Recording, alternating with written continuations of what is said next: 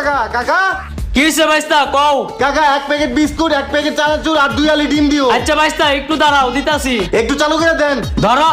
কাকা এগুলো সব বাকির খাতায় লিখে রাখেন। আর কাকা হইলো আমার ছোট ভাই, যখন যেটা চাই তখন ওরে দিয়ে দিবেন, ঠিক আছে? ওকে ভাইস্তা, কোনো টেনশন করো না, ও আসলে ওরে সব দেয়া দিমু। ওই যখন যেটা লাগে নিয়ে যান। ঠিক আছে ভাই।